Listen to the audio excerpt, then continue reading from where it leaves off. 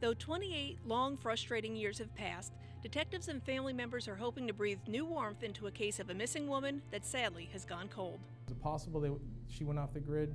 It's possible. Is it possible she died? Yes. And that's where we're hoping it jogs some memories, because there were... Dateline, March 1985. Rose Marie Gayhart was living in North Fort Myers with her boyfriend Robert Paddock and his mom. The two had lived there for about 6 months, but Rose kept in frequent contact with her family. But suddenly, communication came to a grinding halt. When the letters and phone calls to home quickly stopped, the family had a gut feeling that something was wrong.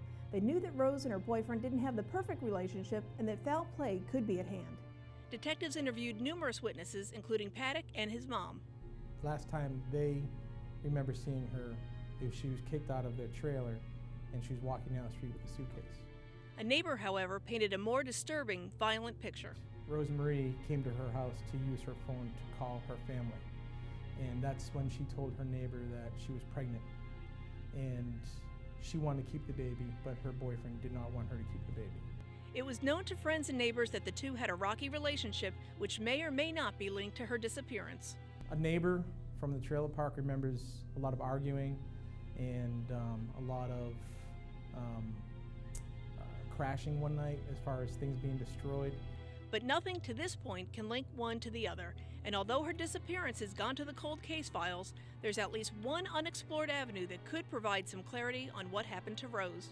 A combination of she has some issues, domestic issues, possibly being pregnant, and 2 independent witnesses seeing her hanging out with a white male in a red pickup truck. Finding out who that white male is could breathe new life into this missing persons case and determine what truly happened to Rose Marie Gayhart.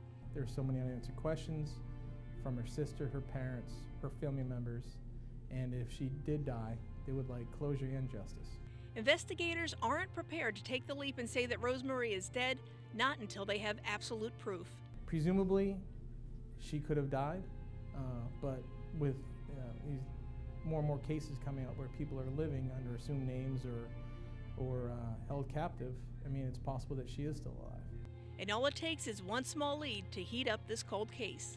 You would want someone to step up and say, I remember this. Although you may not think it's important, it may be very important to find out what happened to Rose.